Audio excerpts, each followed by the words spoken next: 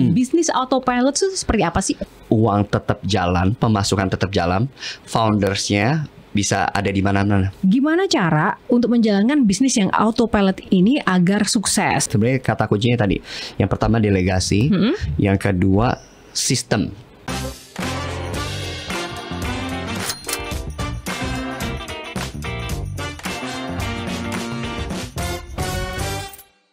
Masih dengan Coach Peter Shearer. Coach, langsung saja aku mau tanya, penasaran banget. Bisnis autopilot itu seperti apa sih? Bisnis autopilot itu adalah bisnis yang bisa dijalankan tanpa kehadiran foundersnya, tanpa kehadiran yang punya. Contoh, misalkan bisnis yang punya banyak cabang, itu kan foundersnya kan nggak selalu membagi dirinya kemana-mana gitu ya, nggak harus selalu 24 jam franchise gitu maksudnya. Franchise gitu ya, bisa jadi gitu ya. Itu salah satunya sebenarnya bisnis autopilot.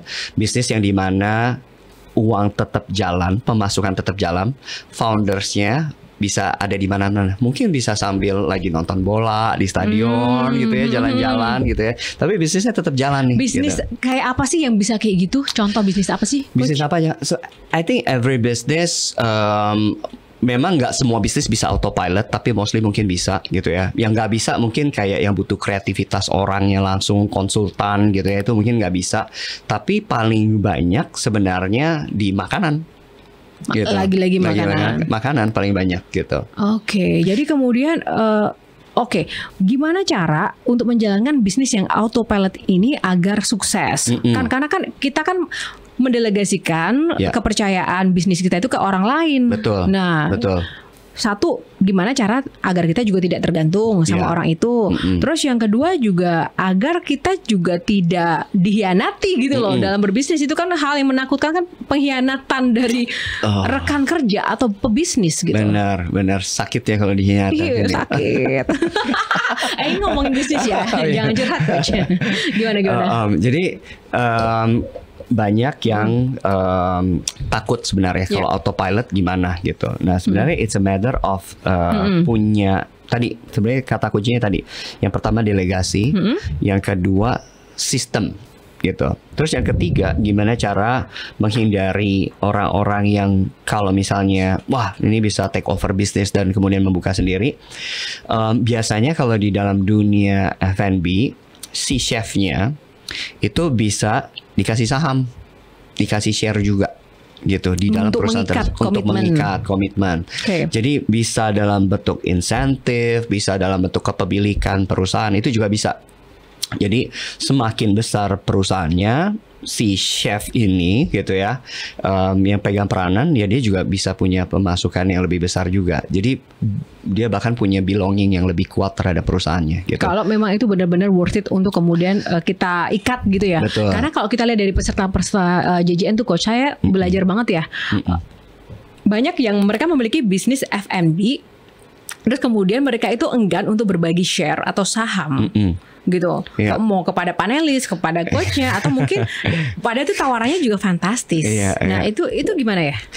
Jadi gini, mungkin ada ketakutan bahwa bisnis yang dia bangun dari awal, bisnisnya kan seperti bayinya gitu ya, seperti bayinya yang dia udah besarkan dengan susah payah, kemudian masuk orang yang baru, tidak dikenal atau baru gitu ya, yang bisa merusak, bukan merusak, takutnya merusak gitu, yang udah dibangun sebenarnya gitu.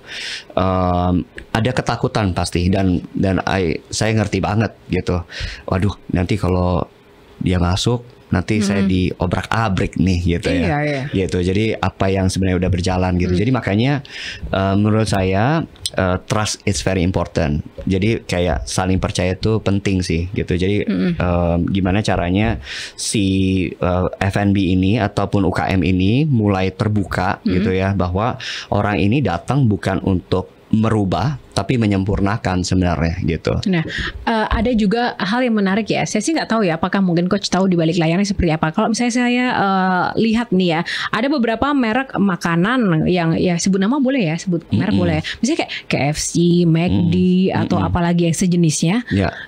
Itu kan resepnya itu benar-benar nggak ada yang sama. Bahkan ketika kita nyoba-nyoba masak di rumah, mau curi-curi bocoran apapun, tetap beda loh. Gitu. Itu artinya kan benar-benar sebegitu tersistemnya gitu kan Betul, kerahasiaan betul, perusahaan itu. Padahal kokinya pas kan banyak banget untuk kemudian bocorin kan itu kan bisa banget mudah, tapi Betul. enggak loh. Itu Betul. gimana sih caranya? Betul. Kalau levelnya udah seperti brand-brand yang tadi Kayo sebutin, they're already another level ya. Udah bahkan mungkin udah seperti levelnya udah central kitchennya pun udah kayak seperti manufacturer sebenarnya. Semuanya udah tersistemasi dengan baik gitu ya. Dan kalau misalnya balik lagi, kalau misalnya udah seperti itu, mereka udah sistemnya pabrikan yang sebenarnya all the by machine sebenarnya gitu. Jadi untuk menghindari tadi lagi soal standarisasi, soal kerahasiaan dan lain-lainnya itu udah pasti mereka udah terjamin banget. Kalau di level mungkin menengah ke bawah gimana nih? Kalau level menengah ke bawah, caranya ya. Sebenarnya ada trik-triknya ya gitu. Kayak sebenarnya bagi-bagi kerjaan gitu ya. Mungkin yang ini ngurusinnya apa gitu. Sebenarnya kalau misalnya kita bicara mau jahat sih sebenarnya banyak banget caranya gitu. Jalannya pasti ada aja niat gitu ya. Bahkan kalau misalnya kayak tadi saya bilang mau bagi-bagi, satu ngurus ini, satu ngurus ini, tapi kalau mereka sindikat juga bisa aja gitu kan. Benar. Ya, jadi kalau menurut saya mungkin kalau makanan mau seperti apapun sebenarnya mirip-mirip juga rasanya juga orang bisa bikin sebenarnya gitu. Berarti seberapa sulit sih sebenarnya bikin makanan satu ini gitu. Orang chef juga jago-jago gitu ya. Pasti mereka juga udah R&D berapa lama juga pasti bisa udah bikin tahu nih bumbunya apa nih. Iya, jadi menurut saya soal rasa sebenarnya bisa ditiru sih gitu. Tapi yang paling penting balik lagi yang ngejalaninnya. Yang ngejalaninnya dan juga pertarungan strategi bisnis marketingnya itu ya. Betul, strategi bisnisnya itu yang bikin beda. Kalau misalnya emang enak, keren yang punya, tapi kalau berdiam diri nggak ada promo-promo, nggak ajak marketing juga bisa, tapi mungkin slow gitu. Jadi kan ada yang kita bilang nih organic growth gitu ya, yang nggak usah diapa-apain, ya udah dia naik aja terus gitu ya, tiap bulan naik gitu.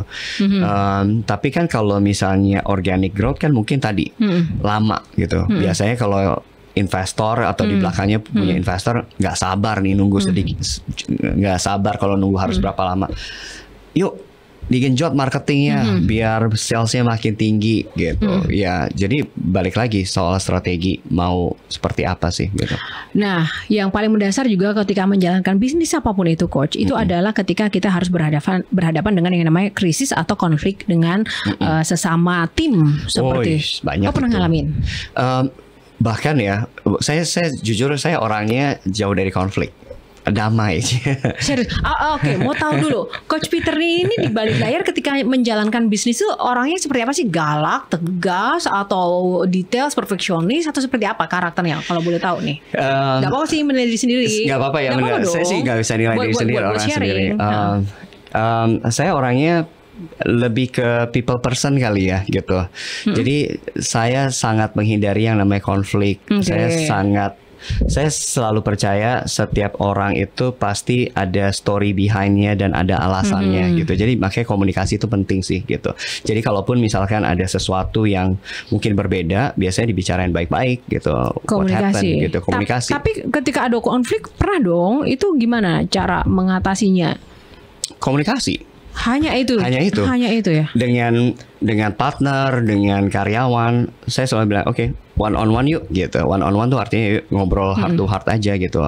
Apa sih yang membuat ini gitu. Jadi kayak saling membuka pandangan masing-masing aja gitu. Nah, ini penting banget ya. Apapun yang kita bicarakan soal bisnis dan juga strateginya, lagi-lagi kan tadi ada yang menarik dari Coach Peter selalu mengulang-ulang hal terkait dengan siapa pemiliknya, bagaimana menjalani dan siapa yang menjalaninya. Artinya itu kan masuk kepada pribadi dan kepribadian. Yes, betul. Nah, kepribadian seperti apa sih yang itu harus dimiliki oleh seseorang agar sukses dalam menjalankan apapun, mau bisnis ataupun mau kehidupan gitu. Karena kadang aku juga melihat sih, karena ada orang yang jadi juragan tapi dia ini saklek, galak banget sama karyawannya. Ya ternyata nggak enak juga ya untuk kenyamanan bekerja. Nah, karakter seperti apa sih yang harus dimiliki gitu?